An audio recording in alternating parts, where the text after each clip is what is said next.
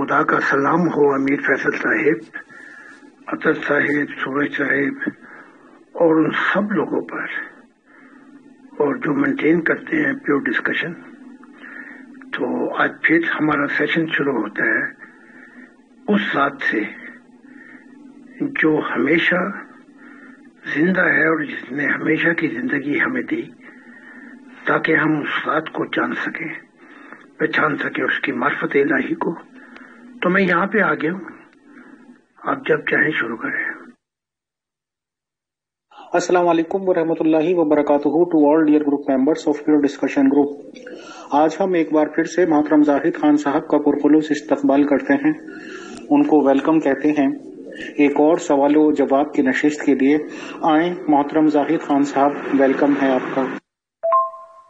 محترم زاہد خان صاحب، to be very frank and to be very straightforward, جو بھی حالت آج کل مذہبی لوگوں کی دیکھی جا رہی ہے اور کسی بھی مذہب کی گہرائی میں جانے کے بعد جو معلومات ہوتی ہے اس سے ظاہر سی بات ہے، سچی بات ہے، اور بھلے ہی مجھ پہ فتوے لگتے رہتے ہیں، گالیاں ملتی رہتی ہیں، بٹ سچائی یہ ہے کہ عجیب و غریب سی باتیں سامنے آتی ہیں اور لگ بھگ ہر دھرم میں یہی لگتا ہے کہ دکانداری ہی انوالو ہوئی ہیں.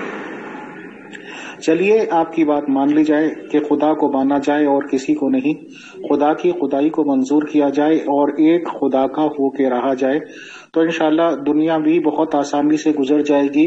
کسی کے چکر بھی نہیں پڑیں گے، جیب ڈھیلی نہیں کرنی پڑے گی کہ اس کو کھلا دو، اس کو کھلا دو، اس کو دے دو، اس کو دے دو. پیسہ ہمارا، کمائی ہماری، موٹے پیٹ کسی اور کے کر دو. تو بیسٹ یہی ہے کہ اپنے نیئرس کے جو سمجھ میں آتے ہوں کہ ہاں نیڈی ہیں، سب کچھ ہیں، جو آپ ہیلپ کر سکتے ہو کر دو. بیسٹ وے ہے. سر، آج بھی تھوڑی دیر پہلے ایک ویڈیو پوسٹ آئی تھی جس میں جنت کے ریگارڈنگ بات چیت کی جا رہی تھی. محترم زاہد خان صاحب، 5000 سال پہلے جب مہا بھارت ہوا تھا تو اس کے بعد پنڈت لوگوں نے جب عروج پکڑا تھا تو انہوں نے پران نامی کتابیں لکھی تھی الگ الگ طریقے کی، اور پرانوں میں سے ہی ایک پران کا نام گروڑ پران رکھا تھا، جو کہ میری جانکاری میں شاید یہ اولڈسٹ بات ہو. 5000 سال پہلے اس نے اپنی کتابوں میں یہ تصور دیا تھا کہ جنت اور دوزخ کوئی چیز ہے، اور دوزخ کا تصور تو وہی دکھایا تھا، آگ سے، سزاؤں سے چیخیں نکل رہی ہیں، اس میں گرائے جا رہے ہیں. جنت کا تصور اس نے دکھایا تھا کہ اپسرائیں یا حوریں ناچ گا رہی ہیں، جیسے وہ ملیں گی سفید سے کپڑے پہنے ہوئی ہوں گی. اس کے بعد میں نے جتنے یہ ریلیجن دیکھے ہیں جو نبوت کے کانسیپٹ سے بتائے جاتے ہیں، یہ لوگ بھی اسی طرح کے لولی پاپ لوگوں کے دیتے ہیں. میں معذرت چاہتا ہوں یہ ورڈ کہتے ہوئے. بہرحال میرا محترم زاہد خان صاحب سے یہ سوال ہے سر کہ آپ کے کہے کے انوسار ہم زندگی گزار لیں. دنیا کی زندگی تو یقیناً ہماری بہت ہی کمفرٹیبلی گزر جائے گی اگر ہم صرف خدا کے کانسیپٹ کو مانیں اور کسی کو نہیں. اب سوال یہ ہے کہ یہ زندگی گزارنے کے بعد موت تو ہر ایک کو آنی ہے، کل نفس ذائقۃ الموت. جب آدمی کی موت آئے گی، اور ظاہر سی بات ہے آپ بھی مانتے ہیں کہ عالم ارواح میں وہ روح پہنچ جاتی ہے، تو آج آپ کلیئرلی اور ڈیٹیل سے یہ بتا دیں کہ پھر ہمارا ہونا کیا کیا ہے. آخر جنت اور دوزخ کے تصور کو آپ مانتے کیا ہیں؟ کس طرح کے ریوارڈ ہمیں ملیں گے یا کس طرح کا پنشمنٹ ملے گا؟ آپ کی ٹیچنگز اس ریگارڈنگ کیا کہتی ہیں سر؟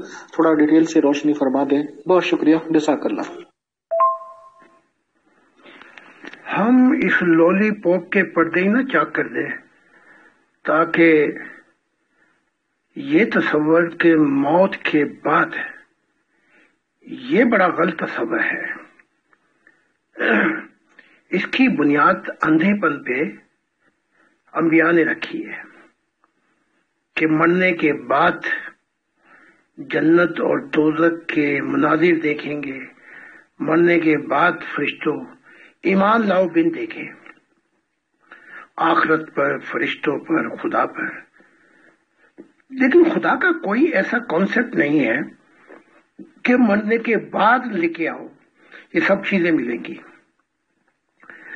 تو یہ 5000 سال اور ادھر آدم کا 1000 سال پہلے آنا، یہ ایک دوسروں کی نقلیں مار کے گئے ہیں. انہیں چاہیے تھا کہ اپنی حقیقت بیان کر دیتے، اور وہ یہ ہے کہ ہم نے اس دنیا میں رہ کر آدم بھی بیان کرتا، ادھر نوح بھی بیان کرتا. یہ نوح کا بھی وقت وہی ہے، کوئی 1600 سال، یعنی یہ ہندوازم 600 سال پہلے، نوح 600 سال بعد میں آیا. کہ ہم نے اسی زندگی میں، جسم کی زندگی میں، ان پردوں کو دیکھ لیا اٹھا کر کہ آخرت کیا چیز ہے اور وہاں کے مناظر کیا ہیں، وہاں کا سفر کیا ہے، فرشتے کون ہیں، فرشتوں سے پہلے اور مخلوقات کیا ہیں، خدا کی ذات کو بھی ہم نے دیکھا. تو یہ اگر چیزیں بتا دیتے تو یہ لولی پاپ کا مسئلہ حل ہو جاتا، لیکن انہوں نے ایسا نہیں کیا، جس کی وجہ سے آج بھی اندھے عقیدے میں ہم زندگی گزارتے ہیں. اب جس آدم کو اس نے بھیجا ہے، میں اپنے آپ کو آدم کہتا ہوں، خدا کا دل اور مسجد السما میری مثال دی گئی ہے. میں نے ان سارے پردوں کو یوں چاک کیا ہے کہ خدا کو ماننا کافی نہیں ہے کہ صرف ایک خدا کو مانو اور پھر اپنی پرانی دنیا کے اندر گند اچھالتے پھرو اور خوب دنیا کے چسکے لیتے پھرو، اپنی پوری دنیا کی اندر ڈڈو بن کے زندگی گزارو، بس ایک خدا کو مانو. یہ ہمارا تصور نہیں ہے. جو میں نے پیش کیا ہے وہ یہ کہ خدا کو ماننا ناکافی ہے اور اس کی تعلیمات کو جو ہم لے کے آئے ہیں سننا بھی ناکافی ہے کہ چلو جی ہم نے مان لیا، سن لیا، بس اتنا بڑا ہے. نہیں، اس کے آگے ریئلائزیشن آ جاتی ہے، جو میں نے یورپ میں کئی ہزار سیمینار دے کے بتا رہا ہوں. ریئلائزیشن یہ کہ وہ اثر جو ہے، جیسے سانپ ڈسے تو بندہ مر جاتا ہے، تو خدا کا تصور اور پھر وہ تعلیمات جو لے کے آیا ہوں وہ جب دل کے اندر گہرا اثر ڈالتی ہیں تو یہ لولی پاپ، یہ سارے پردے شردے ہٹ جاتے ہیں اور یہیں سے انسان مشاہدہ الہی کی زندگی شروع کرتا ہے، یہیں سے سب کچھ دیکھتا ہے، یہیں سے سارے پردے چاک ہو جاتے ہیں، یہیں سے وہ راز الہی کو جانتا ہے اور خدا کو دیکھ لیتا ہے. یہ نئی دنیا کا تصور ہے ہمارا. چونکہ سوال آپ کا بہت اچھا تھا اس لیے 3-4 ویڈیو کرنی پڑ رہی ہے مجھے، اور وہ یہ ہے کہ یورپ کے اندر جو ایتھیسٹک ہیں، جو مانتے نہیں خدا کو، جو چرچوں کو چھوڑ بیٹھے، میری تعلیمات سے وہ کوہ مقام میں پرواز کر رہے ہیں. ان کے لیے آنے والی زندگی کوئی عجیب نہیں رہی. انہوں نے سب کچھ یہیں مشاہدہ اور تجربہ کر لیا ہے. یہ وہ بنیاد ہے جہاں سے خدا کا زمانہ شروع ہوتا ہے. تبھی تو خدا نے کہا تھا نئی زمین ہوگی، وہ لوگ ایسے ہوں گے جن کا زندہ تعلق ہوگا خدا کے ساتھ. تو آپ سے بھی گزارش ہے کہ اچھا آج میں آپ کو وہ پیغام دے ہی دوں گا جو میں نے دیکھا ہے. تو آپ سے بھی گزارش ہے 4 قدم تھوڑا سا آگے آئیں تاکہ یہ مسائل حل ہو جائیں اور خدا آپ کو بھی نبی بنا دے. محترم زاہد خان صاحب، میں تو جتنا سوچتا ہوں اور سوچنے کی کوشش کرتا ہوں تو میری سمجھ تو یہ کام کرتی ہے کہ سب کچھ ہمارے سامنے نظر آتا ہے اور یہی دنیا میں نظر آتا ہے. سر، بہت سے بچے ایسے ہیں جو ہمارے سامنے ہوتے ہیں کہ سلبس میں پیدا ہوتے ہیں. خدا مجھے معاف کرے، جیسے یہ کوڑے دان ہوتے ہیں جگہ جگہ لگے ہوئے، کوڑا بیننے والے جن کو کہتے ہیں، اور دل اور آنکھیں بہت آنسو روتی ہیں کہ وہ بچے وہیں سے اپنا کھانا تلاش کرتے ہیں، جو لوگ پھینک دیتے ہیں اس میں سے وہ چاول وغیرہ ڈھونڈتے ہیں، حالانکہ دل خون کا آنسو روتا ہے. اور میں نے یہ دیکھا ہے کہ بہت سے لوگ وہیں پہ زندگی گزار دیتے ہیں اور ایک دن وہیں پہ مر جاتے ہیں. تو ان کے حساب سے تو دنیا صرف وہی رہی اور کچھ بھی نہیں. بہت سے لوگ ایسے ہیں کہ جنہیں تھوڑا سا بس پلاٹ کا ٹکڑا مل جاتا ہے، وہ اس پہ صرف ایک جھگی جھونپڑی بنا کے ہی رہ پاتے ہیں، پوری زندگی اس میں گزار لیتے ہیں. بہت سے لوگ ایسے ہیں جنہیں اپنے چھت میسر ہے وہ مکان بنا لیتے ہیں. بہت سے لوگ ایسے ہیں کہ جن کو پینٹ ہاؤس ہمارے یہاں کہتے ہیں, کئی کئی کروڑ روپے کے مکان ہوتے ہیں. نوکر چاکر, گاڑی, بنگلہ, ڈرائیور, ڈاگس وغیرہ پالتے ہیں, بہت اچھی زندگی گزار لیتے ہیں. بہت سے لوگ ایسے ہوتے ہیں کہ جن کے پاس سب کچھ ہونے کے باوجود فارم ہاؤسز ہوتے ہیں, اور مان لیجیے کہ انہوں نے باغیچے بھی بنا رکھے ہیں, اور سائیڈ میں تالاب پانی چھوڑ رکھا ہے بہت اچھا, جس میں کہ شدھ نیلا پانی بہ رہا ہوتا ہے. تو کیا ان لوگوں کے لیے یہاں پہ ہی کھلی جنت نہیں جو اس طرح کی فیسلٹیز رکھتے ہیں؟ اور ان لوگوں کے لیے بیچارے جو نچلے اس میں طبقے میں پیدا ہوئے اسی میں مر گئے, یہ چیز جنت سے بھی بڑھ کر نہیں جو وہ یہاں دیکھتے ہیں. تو اس حساب سے تو بہت سے لوگ نابینا پیدا ہو گئے, اندھے پیدا ہو گئے, تو ان کی تو دوزخ یہی ہوگی دنیا میں. تو ہم کیوں نہ یہ مان لیں کہ جنت اور دوزخ سب کچھ یہی ہے, اور خدا سب کچھ الگ الگ روپوں میں یہی دکھا رہا ہے. سر, اس ریگارڈنگ آپ کیا کہتے ہیں بتائیں. شکریہ.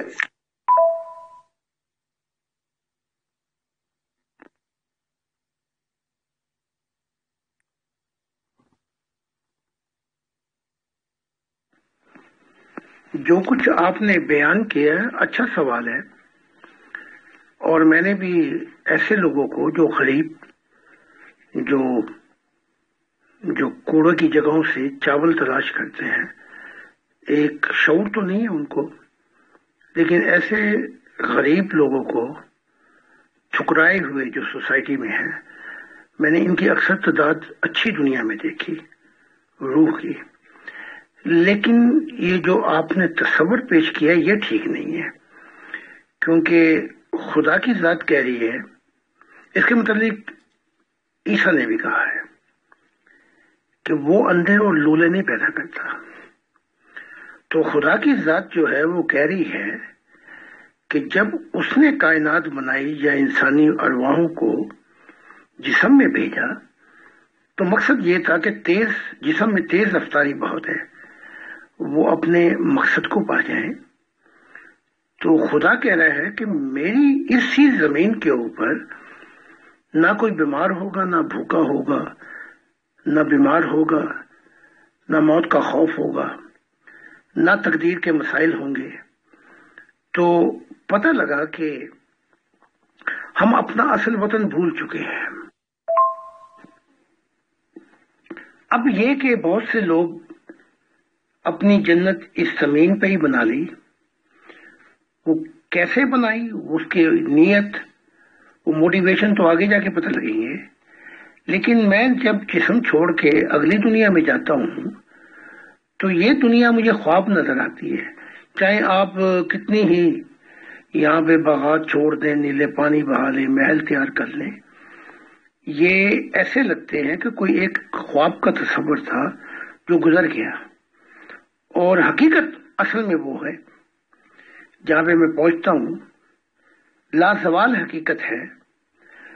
تو اس زمین کو ہم یوں کہہ سکتے ہیں کہ یہ بنایا گیا تھا کہ انسان اپنے جسم کے ذریعے اپنے شعور, اپنے دماغ, ضمیر کی روشنی, دل اور روح کو انتہائی ترقی دے دے. یعنی 70-80 سال میں وہ سفر طے کر لے جو کروڑوں کروڑوں سال طے نہیں ہوتا. لیکن معاملہ جو ہے وہ یہ ہے کہ وہ خدا کی دنیا ابھی نہیں آئی. اب میں آیا ہوں تو میں بہت ہی منارٹی کے اندر, لیکن خدا کہہ رہا ہے کہ میں مستقبل میں ہوں, تو نے مجھے خوش کر دیا, میری تعلیمات کو پیش کر دیا جیسے میں چاہتا تھا. تو اب بہت ہی تھوڑا وقت لگے گا جب اندھیرے اس زمین پہ دور ہو جائیں گے. یعنی کہ ظلم, ستم, مصیبتیں, غلط, یہ جو خود غرض لوگ ہیں اپنی طاقت کے لیے اکثریت کا بیڑا گر کر کے بیٹھے ہوئے ہیں, یہ یہاں سے نکل جائیں گے. اور ایک نئی بنیاد پڑ رہی ہے کہ زمین خدا کے محبت کرنے والوں کی ہوگی. تو جیسے میں نے پہلے بھی عرض کی تھی, میں ماضی سے سیکھنا پسند کرتا ہوں, الجھنا پسند نہیں کرتا کہ وہاں ماضی میں ہی بیٹھ جاؤں. تو میں نے بھی بہت کچھ سیکھا ماضی سے, لیکن ماضی میں رہ کر مستقبل کا نقصان کر دینا یہ کوئی عقل مندی کی بات نہیں ہے. تو میں سمجھتا ہوں کہ اب حالات اس زمین پر بالکل چینج ہو جائیں گے.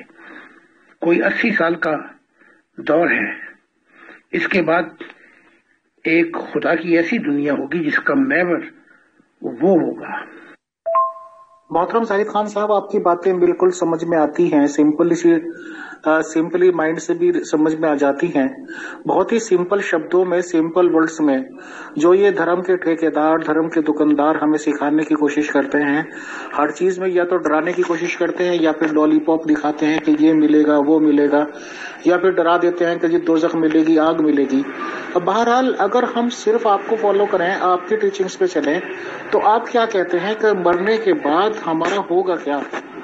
ہمیں کیا ملے گا؟ دوزخ ملے گی، جنت ملے گی، یا کچھ بھی نہیں ملے گا؟ آنکھ بند ہوئی، موت ہوئی، روح نکلی تو بات ختم. سمپل ورڈز میں پلیز بتا دیجئے. شکریہ. میرے ساتھ سفر کرنے سے، میری تعلیمات کو ماننے سے جو خدا کی ہے، یہ آپ کا پہلا اندھا پن دور ہو جائے گا، اور جو کچھ آپ کو ملے گا وہ یہیں سے مل جائے گا آپ کو جبکہ آپ زندہ ہیں. تو جنت بھی دیکھ لیں گے، وہاں پرواز بھی کر لیں گے، وہاں کے حالات بھی دیکھ لیں گے، وجد کی حالتیں بھی دیکھ لیں گے. میری تعلیم کے بعد تو پھر دوزخ ختم ہو جاتی ہے. جیسے آپ نے خود ہی فرمایا کہ یہ مذہب کے ٹھیکیدار ہیں، یہ ڈراتے ہیں. میری تعلیمات میں تو دوزخ کا تصور ہی ختم ہو جاتا ہے، کیونکہ جب روحانی حصے کھلتی ہیں تو اندھیروں کی دنیا ہی ختم ہو جاتی ہے. تو میری تعلیمات کے ساتھ تو جو موت کے بعد کی ہم بات ہی نہیں کر رہے، ہم کہہ رہے ہیں کہ یہی تعلیمات جو ہیں اس زندگی کے اندر ہی آپ کو وہاں پہنچا دیتی ہیں جہاں آپ موت کے بعد پہنچیں گے. سادہ الفاظوں میں یہ ہے کہ میری تعلیمات اندھیروں کا خوف ہی ختم کر دیتی ہیں، ڈر ہی ختم کر دیتی ہیں. آپ اسی دنیا میں رہ کر اپنے جسم کو چھوڑیں گے. آپ کوہ مکا کے جو جہان ہے، جو وہ کہتا ہے میں رب العالمین ہوں، جہانوں کا رب ہے، آپ پرواز کریں گے، مشاہدات کریں گے. وہ جو جنت جن کا کسی آنکھوں نے نہ دیکھا، نہ کانوں نے سنا، نہ تصور کیا جا سکتا ہے، وہیں سے وہاں پہ آپ گزریں گے، اور آپ پھر کیڑے نہیں رہیں گے بلکہ شاہین ہوں گے جنتوں کے. آپ سے خدا آپ کو اپنی بادشاہتیں دکھائے گا، جیسے کہ وہ دکھاتا ہے اپنے محبت کرنے والوں کو. تو آپ جہانوں کی سیر، اور وہ کچھ جو آپ نے نہیں مانگا وہ بھی مل جائے گا آپ کو، اور خدا کا دیدار بھی مل جائے گا. کھانے پینے کے مسائل تو اس زمین پہ ہے نا، وہ تو وہاں ختم ہو گئے سارے. تو وہاں کیا نہیں ملے گا؟ آپ کہہ رہے ہیں نا یہ مل جائے وہ مل جائے، میں کہہ رہا ہوں وہاں کیا نہیں ملے گا. آپ پر ایک عجیب حالت طاری ہو جائے گی کہ ہر تمنا پوری ہونے کے باوجود سب سے بڑھ کر یہ کہ خدا کا آپ کو دیدار اس دنیا میں ہو جائے گا، اور آپ خدا کے ساتھ سفر شروع کر دیں گے. تو مرنے کی بات ہی نہیں ہو رہی یہاں پر. اب دیکھیں نا، یہ حوروں کی تلاش کے اندر انہوں نے نماز روزے کر کر سجدے ان کے متھے گھٹ گئے، لیکن سب کو میں نے دیکھا، ان لالچیوں کو، دھوکے بازوں کو، میں نے ان کو اندھیروں کی دنیا میں دیکھا ہے. ہمارے ماننے والے جو ہیں ان کی آنکھیں اتنی روحانی کھل چکی ہیں کہ ان کے پاس شہزادیاں بھی آتی ہیں اور شہزادے بھی آتے ہیں. میرا یہ عالم ہے کہ ہر جنت آ کر میرے پاؤں کو دھوتی ہے اور کہتی ہے آج رات ہمارے ساتھ سفر کریں ہماری جنتوں میں. تو ہم نے تو کوئی حورے وغیرہ نہیں مانگی، لیکن وہ شہزادیاں ہر رات آ جاتی ہیں اور وہاں لے کر جاتی ہیں کہ واپس آئیں تو گمان ایسا ہوتا ہے کہ آپ اس دنیا میں رہے ہی نہیں. تو خدا روح پہ کیا کیا حالات طاری کرتا ہے جو خدا کے ہو گئے. ایک ایسا ابدی سکون آ جاتا ہے کہ جسے خریدا ہی نہیں جا سکتا، انگنت محبت جس کی کوئی حد ہی نہیں ہے، قوم مکان کی پرواز جو وہ جہان تخلیق کیے، اور ایسی محبت کی بارش ان جنتوں میں، ایسے موسم بدلے، اور پھر روح پہ کیا ہوتا ہے وجد میں کیا بتاؤں۔ میں یہی تو کہہ رہا ہوں، وہ خدا کے بندے، میرا خود بھی اپنا بار بار کہتا ہوں، وہ پڑھ لو ایک کتاب تاکہ تمہاری دنیا ہی سنور جائے۔ محترم زاہد خان صاحب، آپ کچھ بتانا چاہتے ہیں اور ٹائم کی قلت کی وجہ سے نہیں بتا پا رہے ہیں۔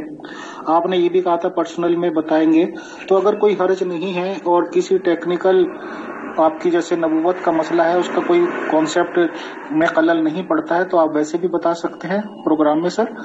مجھے تو اس میں کوئی پرابلم نہیں آئے گی، چاہے وہ تنقیدی بات ہو یا کسی بھی طرح کی بات ہو، اور اگر وہ چیزیں رازداری میں ہی بتانی ہوتی ہیں تو that is a different thing sir. چلو بتا دیتا ہوں۔ میں پھر اسی دنیا میں پہنچا، انسانی دنیا تھی، عالم برزخ تھی، درمیانی دنیا، لیکن مذہبوں سے آگے تھی وہ۔ تو جیسے میں نے پچھلی دفعہ بتایا تھا کہ وہاں کے بھی موسم ایک ہی قسم کے تھے، بہار کے، اور عجیب سما تھا۔ میں پھر وہاں پہ سے گزر رہا تھا، اور جیسے میں نے بتایا کہ عالم ارواح میں بھی، میں درمیانی دنیا میں بھی جا کے لیکچر دیتا ہوں، واس، اور دوسرے جہانوں میں بھی۔ تو اس طرح میں نے دیکھا کہ میں وہیں سے گزرا تو مجھے آپ کا خیال آیا، تو میں اترا وہاں پہ۔ تو یہ تو اب موت کے بعد ہمارا تعلق رہے گا۔ تو میں نے دیکھا کہ وہاں پہ ساتھ ہی، کیونکہ قرآن بھی کہتا ہے کہ وہاں پہ روزی بہت ہوگی اچھے انسانوں کے لیے، تو وہاں پہ پھر میں نے اب اس دفعہ دیکھا کہ وہاں پر بھی آپ نے درمیانی دنیا میں، عالم برزخ میں، وہ جنتے تو نہیں ہیں، جنتے تو بہت آگے جا کے ہیں، نیوٹرل ڈیمینشن سے بھی آگے جا کر ہے، اور لیکن درمیانی دنیا بھی میں نے آپ کو دیکھا کہ آپ نے وہاں بھی ایک دکان کھولی جہاں پہ یہی جیسے جو آپ کام یہاں پہ کر رہے ہیں، یعنی کہ زیورات وغیرہ کی، تو قرآن بھی اس کا ذکر کرتا ہے کہ وہاں زیور ہوں گے، کنگن پہنائے جائیں گے۔ لیکن اس دفعہ میں نے یہ دیکھا، آڈیو لمبی ہو رہی، میں اگلی اس میں کرتا ہوں۔ میں نے اس دفعہ دیکھا کہ روح میں، جیسے جسم میں آدمی کے کب نہیں نکل جاتا ہے جب وہ بوڑھا ہوتا ہے، تو ایک تو کب نکلا ہوا تھا اور ایک چہرہ صاف نہیں تھا۔ تو دو چیزیں دیکھی میں نے۔ تو کہا جاتا ہے کہ جو اس دنیا میں اندھا ہے اور ایک ہی کام کے لیے اپنی زندگی زیادہ صرف کرتا ہے، اس کے اثرات اپنے روح پہ دیکھے جا سکتے ہیں، اور جس کی آنکھیں یہاں کھل گئی وہ پھر اپنی زندگی کو بدل لیتا ہے۔ اگر آپ اپنا کب سیدھا کرنا چاہتے ہیں، کیونکہ قد آپ کا چھوٹا دیکھا میں نے وہاں پر، اور آپ چاہتے ہیں کہ چہرہ صاف ہو جائے، کیونکہ نور تو نہیں ہے ابھی، تو آپ کو چاہیے کہ ایک سفر یہاں کا بھی کیا جائے۔ آ جائیں، میں آپ کو کوئی کسی مذہب میں نہیں لے کے آ رہا، لیکن کم سے کم اتنا ہی کر لیں کہ جو میری کتابیں ہیں انگلش آپ بول سکتے ہیں، پڑھ بھی لیتے ہیں، تاکہ اس کا اتنا اثر ہو جائے کہ آپ کا کب بھی نکل جائے اور آپ کا چہرہ بھی صاف ہو جائے، تاکہ اس انسانی دنیا سے ہزاروں منزلیں ہوں گی، ہزاروں کارواں ہوں گے۔ ابھی تو نگاہیں آپ کو ڈھونڈیں گی، نہ جانے کتنے جہان اور آگے ہیں، ان کا مطالعہ کر لیں، آپ کی دنیا بدل جائے گی۔ تو یہ دیکھا، اب دوسری دفعہ پھر میں اسی دنیا میں پہنچا تھا۔ اب یہ تصور جو ہے نا حوروں کا، اس کی تفصیل میں کر دیتا ہوں۔ آپ جس دنیا میں پہنچیں گے، جیسے آپ ہوں گے حوریں بھی ویسی ہوں گی۔ دوزخ میں بھی حوریں ملتی ہیں، لیکن وہ بھوت چڑیلیں ملتی ہیں۔ پھر وہ آگے چلے جائیں تو جیسے آپ ہوں گے ویسے ہی آپ کے بھوت بھی ہوں گے. تو کیونکہ آخرت کی زندگی کے اندر پھر آگے نکلنا بہت دشوار ہو جاتا ہے، تو یہاں تک چلو ہو گیا کہ آپ مذہبی اس حالت میں نہیں رہے کہ جیسے کوئی آدمی اندھا ہو جاتا ہے. تو انسانی دنیا میں پہنچے. میرے والد صاحب جو ہیں وہ بھی ایک انسانی دنیا میں پہنچے، وہ مذہب سے ہٹ چکے تھے. تو صرف آپ سے گزارش یہ ہے کہ جیسے آپ وہ کیا کہتے ہیں، جیسے تم ویسے ہی تمہارے بھوت ایکچولی. تو اس دنیا سے بھی آگے بہت کا سفر ہے. تو آپ کو میں گائیڈنس دے دوں گا، آپ میری کتابوں کا کچھ مطالعہ کر لیں، شاید آپ کی دنیا بدل جائے اور اسی دنیا میں خدا آپ کو مشاہدات کرا دے. تو یہ میں نے دیکھا تھا، چلو میں نے یہاں بیان کر دیا. محترم زاہد خان صاحب، بالکل سچائی کی بات یہ ہے کہ جس طرح کی میرے معمولات زندگی ہیں، اب بکس پڑھنے میں اصل میں کنسنٹریشن آف مائنڈ بھی چاہیے، تبھی ہم دھیان سے پڑھ بھی سکیں گے، اور ٹائم چاہیے، دماغ کی یکسوئی چاہیے، جو ایک ٹائم میں مجھے جلدی سے سر اتنے اویلیبلٹی نہیں ہوتی ٹائم پہ. اور مجھے اس میں زیادہ کمفرٹیبل لگتا ہے جیسے آپ سے فیس ٹو فیس بھی مان لیجئے واٹس ایپ کے ورلڈ میں بات چیت ہو رہی کہ ہم آپ سے سوال کریں، آپ سے گائیڈنس لیں اور آپ دیں. بہرحال انشاءاللہ جو بھی ضروری چیزیں ہوں گی ان کی آپ سے گائیڈنس ملتی رہے گی، اور خدا نے چاہا تو اتنا تو خدا ہمیں کر ہی دے گا کہ صحیح سی زندگی دنیا میں بھی ہم جی کے چلے جائیں، اور انشاءاللہ عالم ارواح میں بھی. سر کچھ کوشچنس آ رہے ہیں ممبرس کے، تو میں آہستہ آہستہ وہ پیش کر دیتا ہوں تاکہ ان کو بھی رہنمائی ملے اور ان کو بھی سیٹسفیکشن ہو. سر محترم زاہد خان صاحب سے سوال یہ کیا گیا ہے کہ کتنی مقدار ادویات ضرورت کے طور پر استعمال کر سکتا ہے انسان؟ کتنی مقدار ادویات، اچھا یہ تو ہو گیا. خدا نے چرس اور افیم اور شراب کو انسان پر کیا حلال قرار دیا ہے؟ اگر حلال قرار دیا ہے تو اس کی کتنی مقدار کی حلال ہے انسان پر؟ زاہد خان صاحب سے سوال. میں نے اس کا جواب بھی دیا، میں نے کہا یہ چیزیں اس حد تک حلال ہیں کہ لائف سیونگ کے لیے ضروری ہو کسی دوائیوں میں یہ ملانا تو ان کو ملائی جا سکتی ہے، اور یہ باتیں تو بکس میں بھی لکھی ہوئی ہیں. تو انہوں نے کہا کہ یہ تو دھرموں کی کتابوں میں لکھی ہوئی ہیں اور دھرموں کو منسوخ کر چکے ہیں زاہد خان صاحب، تو وہ اپنے ٹیچنگز کے ذریعے بتائیں. شکریہ. جواب دینے سے پہلے میں ذاتی طور سے آپ کو یہ کہنا چاہوں گا کہ وقت جو ہے، زندگی وقت کی قید میں ہے. یہ وقت نکالنا جتنا یہاں ضروری ہے وہاں پھر جو ہے نتائج آ جاتے ہیں. تو چاہے آپ رات کو وقت لیں، لیکن آپ کو وقت نکالنا پڑے گا اس روح کے لیے جس نے ہمیشہ رہنا ہے. باقی میں دیکھتا ہوں سوالات، جو میں سوال یا جواب دیتا ہوں اس کے اندر وہ راز الہی تو بیان نہیں ہو سکتے، کیونکہ یہاں تو 1 گھنٹے کا پروگرام ہوتا ہے، تو اسی 1 منٹ کے اندر جواب بھی دینا ہوتا ہے، تو وہ اصل نہیں آ سکتا. یا ان کے لیے جو آپ کتاب خدا کے راز الہی خود خدا کی زبان سے پڑھ رہے ہوں تو ذرا سوچیں، کیونکہ یہ دنیا یہ جو ہے اس کے اندر روح کے لیے وقت نکالنا جو ہے وہ پرائورٹی ہے، سب سے اہم ہے. اچھا میں دیکھتا ہوں سوال. انشاءاللہ محترم زاہد خان صاحب پوری کوشش کروں گا میں انشاءاللہ، اور خدا نے چاہا تو جلدی ہی. تھینکس. آپ نے بہت اچھا جواب دیا، اور ایز اے ہیومن بالکل صحیح جواب دیا آپ نے. دھرموں کی کتابوں کو رکھ دیں ایک طرف، تو یہ جتنی یورپین اور جو دنیا کے ترقی یافتہ ملک ہیں یہ مذہبی تو رہے نہیں، مذہب کی تو کوئی بات بھی ان کو نہیں پتا. تو بالکل صحیح جواب آپ نے دیا کہ میڈیسن جو ہے وہ بتاتی ہے کتنی مقدار چاہیے کہ انسان کی صحت کے لیے آپ استعمال کر سکتے ہیں. بلکہ قرآن میں سور کو حرام حرام کہتے ہیں یہ لوگ، تو وہاں بھی یہ ہے کہ اگر حالات ایسے آ جائیں زندگی کو بچانے کے لیے تو سور کا بھی استعمال کر سکتے ہیں آپ. تو یہاں مذہبی کتابوں کا تو چکر ہی کوئی نہیں ہے. سائنس جو ہے وہ مذہبوں کی غلام تھوڑی ہے, وہ تو مذہبوں کے خلاف جاتی ہے سائنس, بلکہ بہت سی چیزیں مذہب کے بالکل خلاف بتاتی ہے. تو بالکل وہی جواب ہے, میں نے تھوڑا سا اور ایڈ کر دیا.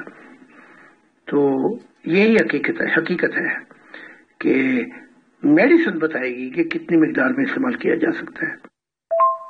محترم زاہد خان صاحب, کیونکہ آپ کے جواب میں سور ورڈ یوز ہو گیا اور سور کا پگ کا آپ نے نام لے لیا محترم, تو آپ تو دھرموں سے بہت آگے کی بات کرتے ہیں.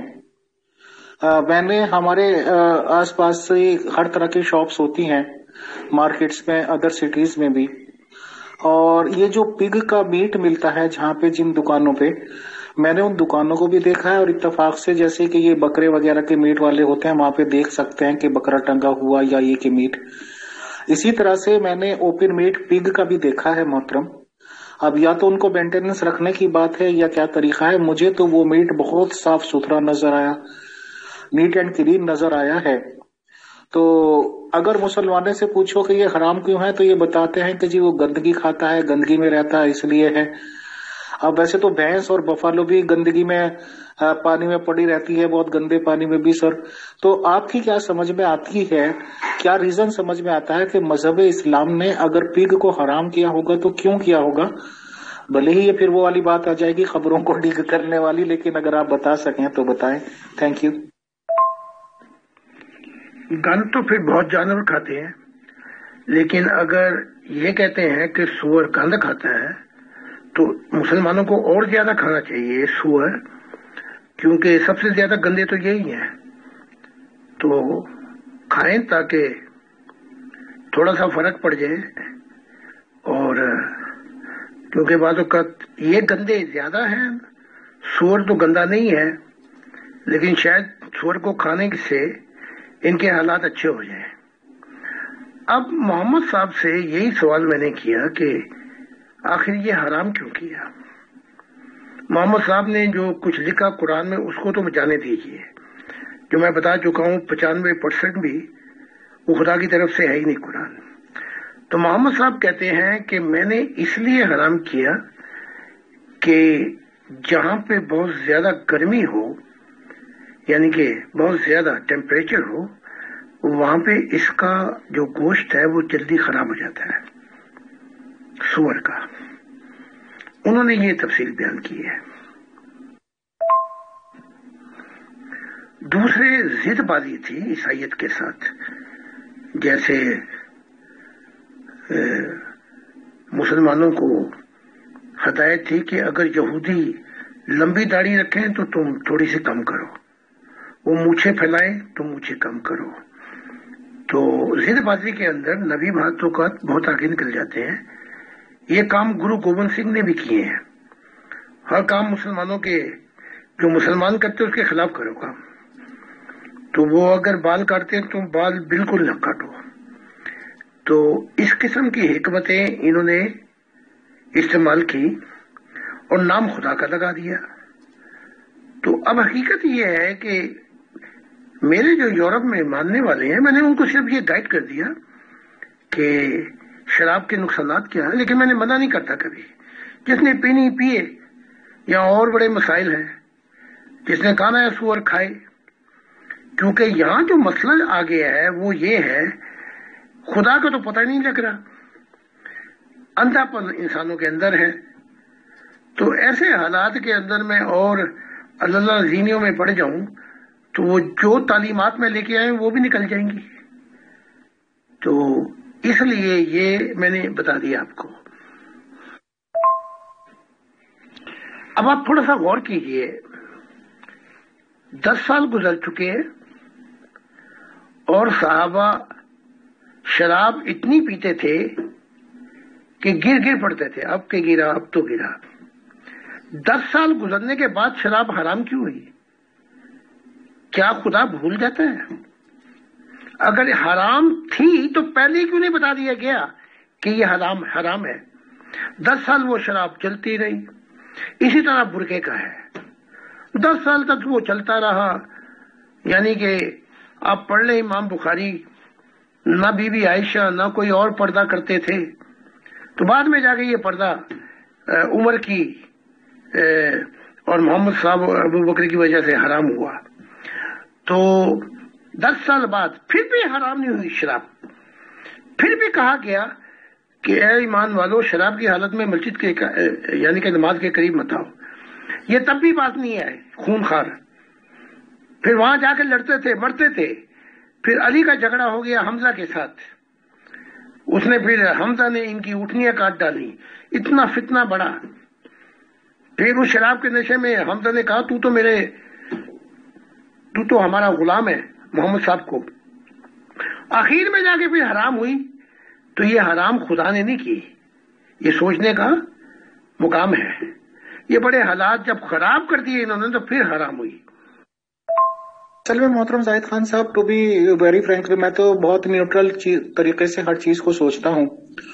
ایک ٹائم زندگی میں وہ بھی رہا ہے کہ کبھی ہم نے میٹ کو ہاتھ بھی نہیں لگایا, اور ایک ٹائم یہ بھی ہے کہ اب میں میٹ وغیرہ شوق سے کھا لیتا ہوں. تو میں بزنس ٹور کے لیے ایک سٹی میں گیا ہوا تھا ادر دین اوورس. تو وہاں پہ مجھے خیال آیا کام نمٹانے کے بعد کہ تھوڑا سا مرغے کا میٹ میں لے لیتا ہوں, یہاں سے سنا ریٹ کچھ کم بھی ہیں. تو میں اس مارکیٹ کی طرف نکل گیا. تو وہاں پہ ایک ایسی مارکیٹ ہے جس میں شاپس یہی ہیں, مطلب مرغی کا بھی, بکرے کا, اس طرح کا, اور فش وغیرہ اویلیبل ہیں. تو ان بٹوین میں نے دیکھا کچھ دکانیں ایسی بھی ہیں جس پہ بورڈ لگا ہوا تھا کہ یہاں پہ پگ کا میٹ ملتا ہے. اچھا ٹائم کی بات ہے, جب میری نظر پڑی اس پگ والی کی دکان کے اندر کو, میں نے دیکھا میں اندر ہی چلا گیا. تو کیونکہ مرغا, بکرا, مچھلی وغیرہ ہم دیکھتے رہتے ہیں, تو یا تو پہلی نظر میں نے دیکھا تھا اس لیے ایسی بات ہوئی یا کیا ہوا, تو مجھے اس میں نیٹ اینڈ کلین نیٹ لیس زیادہ نظر آئی. تو میرے دماغ میں یہ سوال آئے کہ یہ دیکھنے میں تو بہت اچھا لگ رہا ہے میٹ, بہرحال کیا باتیں ہوں گی. تو میں نے آپ سے یہ سوال کر دیا کہ آخر ایسا کیوں, اور آپ کی طرف سے بھی جو جواب ملا سمجھ میں آ گیا سر. جی بہت شکریہ محترم امیر فیض صاحب. میں 2 سوال ہیں میرے پاس ہمارے ممبران کی طرف سے, وہ میں جناب محترم قبلہ صاحب اسلام کی اگلی آڈیو کے بعد یہاں پر گوش گزار کرتا ہوں گے. شکریہ. میڈیسن جو بتاتی ہے وہ یہ کہ زیادہ سور کھانے سے ہڈیوں کی بیماری ہو جاتی ہے, روئما کہتے ہیں ہم اسے. اور اس کے جو سکن ہے یا جو اس کے کھال ہے وہ انسان نما ہے. تو اب مستقبل میں یہ مولویوں کی جب کہیں سے سرجری ہوگی تو یہ ان کے گالوں پہ سور کی کھال لگائی جائے گی اور ان کے جسم پر.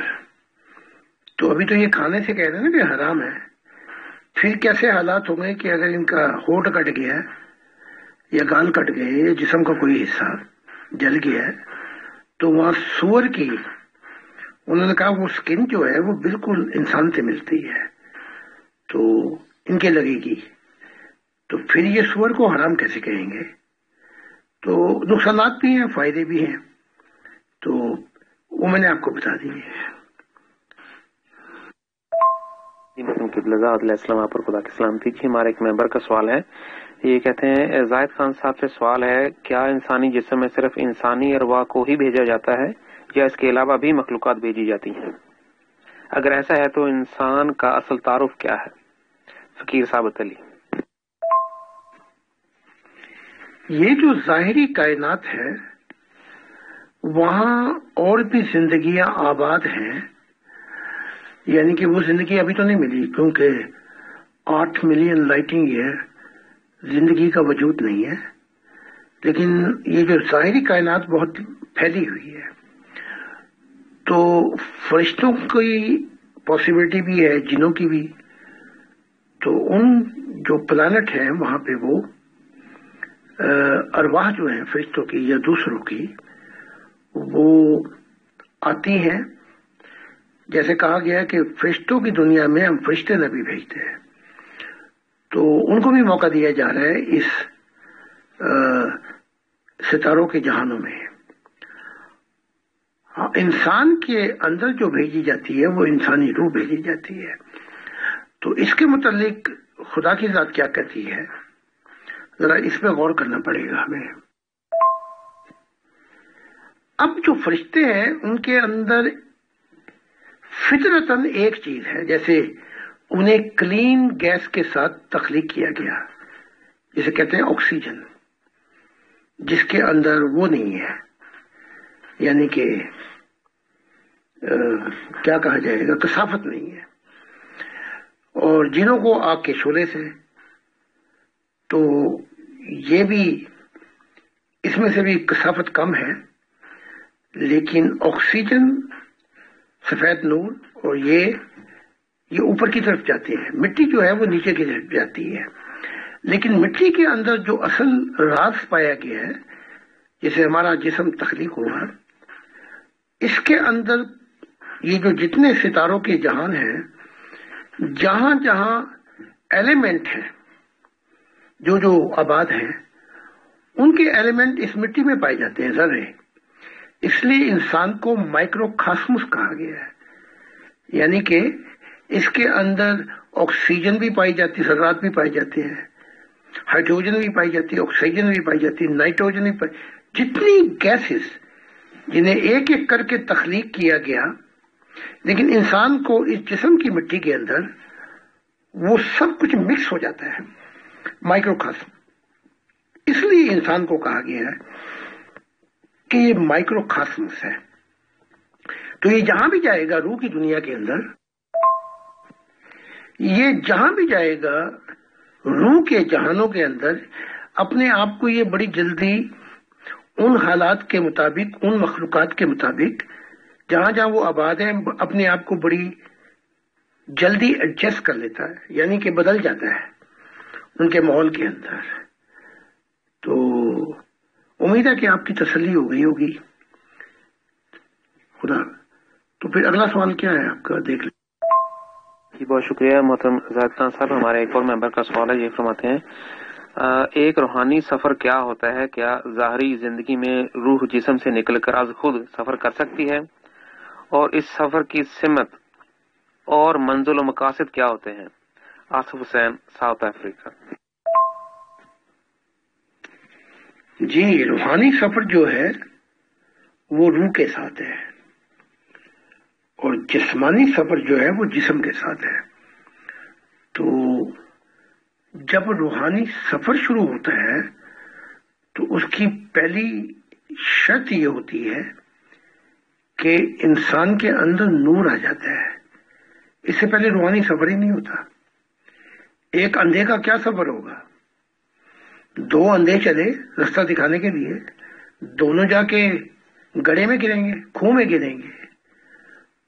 تو روحانی سفر کے لیے روح کے اندر نور کا ہونا بڑا ضروری ہے، تاکہ اندھا پن نہ رہے اور روحانی حصے کھل جائیں. اب یہ ہے کہ جتنا آپ کا نور ہوگا اس کے مطابق سفر ہوگا، اور نور ہی آپ کو سفر کرائے گا جو آپ کی روح کے اندر ہوگا. اور اس نور کے مطابق جو سٹیئرنگ ہے آپ کو گھمانے کی ضرورت نہیں ہے، دماغ کا یا شعور کا یا ضمیر کا یا دل کا. نور ہی گھما کے لے جائے گا اس سمت کے پر جس سمت پہ وہ چاہتا ہے آپ کو سفر کرانا. اب اس کی سمت جو ہے وہ جو روح کے اندر نور ہے اس کے اندر جو ہے وہ ہے اپنا کیا کہتے ہیں نیویگیٹنگ سسٹم. وہ اس سمت پہ سفر کرائے گا جہاں کہ آپ کی روح اور ترقی کر جائے، جہاں آپ کو اور نور مل جائے. اور اس کی منزل یہ ہوتی ہے کہ اس دنیا کے اندر ہی آپ کو فردوس کے جہانوں سے گزار کر آگے لے جائے، یہ منزل ہوتی ہے. اس کے بعد پھر وہ کیا کہتے ہیں براہ راست سفر ہے جو جسے ہم ورٹیکل سفر کہتے ہیں، اس کی بھی منزلیں ہیں. تو روح کے اندر پہلی جو میگنیٹ چیز ہوتی ہے وہ یہ ہوتی ہے کہ جس فردوس میں میں پہنچوں اس فردوس کے اندر جب میں ٹھہروں اپنی اس ہمت میں لے جاتا ہے، وہاں پہ پہنچا دیتا ہے، لینڈنگ بھی ہو جاتی ہے، وہاں سے جو نور کی مقدار ملے گی اگلی اس میں وہاں جو نور کی مقدار ملے گی وہ اس کی منزل نہیں ہوتی، وہ جو سمت جہاں پہ اس نے لینڈنگ کی ہے اس جسم کے ساتھ، تو جب روح واپس آ جاتی ہے اپنا مقصد حاصل کر لیتی ہے وجدی حالتوں میں، تو پھر اگلی دفعہ جاتی ہے تو اس کا سفر وہاں پہ نہیں پہنچتا، اب اس کی منزل جو ہے وہ اگلی فردوس کی دنیا ہوتی ہے۔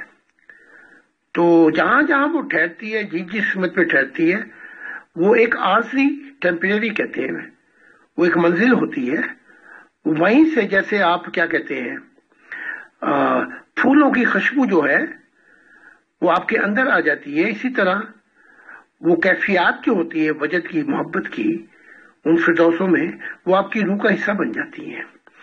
تو یہ سفر یہاں بھی طاری رہتا ہے اور آخرت میں بھی جاری رہتا ہے، کیونکہ خدا نے اتنے جہان اور اتنی فردوسیں اور اتنی جنتیں اور اتنی اعلیٰ جنتیں بنا چکا ہے کہ خدا نے مجھ سے کہا تھا کہ اگر لائٹنگ نور کی رفتار سے بھی سفر کروں میں تو ان جہانوں کے درمیان میں ہی رہوں گا۔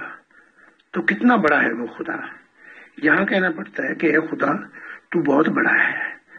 تو اس کے بعد وہ منزل کیا ہوگی؟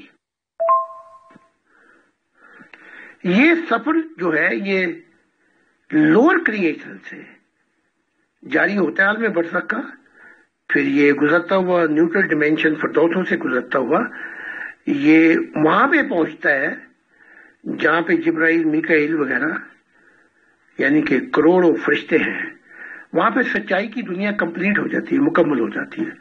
اس کے بعد جو ہے وہ سفر وہ ورٹیکل آ جاتا ہے، محاورہ سفر سیدھا۔ وہ سفر کیا ہے؟ وہ نور الہی کا سفر ہے۔ وہاں پہ کیا ملتا ہے؟ وہاں پر آپ کو ایک ایسا وجدان جاری ہو جاتا ہے جو خدا کا نور دیتا ہے، اس سے پھر آپ کراس کرتے ہیں گولڈن جنتوں کو، اور اپنا وہ بھی انگنت ہے نوروں کو، آسمانی نوروں کو، اور وہ چلتے چلتے وہ وقت کب آئے گا کس روح پر، یہ اس پر منحصر ہے کہ وہ اپنی منزل خدا کے ساتھ پا لیتا ہے، اور وہاں سے خدا کے ساتھ ایک نیا سفر شروع ہو جاتا ہے۔ وہ انتظار نہیں ہوتی، نیا سفر ہوتا ہے۔ تو بڑی تفصیلات ہیں، سائل کو چاہیے کہ ہماری کتابیں پڑھے۔ بہت بہت شکریہ، بہت جزاک اللہ محترم زاہد خان صاحب، آپ تشریف لائے، ٹائم نکالا، سوال و جواب کا سیشن یہ ہوا، اور بہت بہت شکریہ، بہت جزاک اللہ۔ انشاءاللہ کمنگ منڈے کو پھر ملتے ہیں ایک اور سوال و جواب کے سیشن کے ساتھ۔ تھینکس، جزاک اللہ سر۔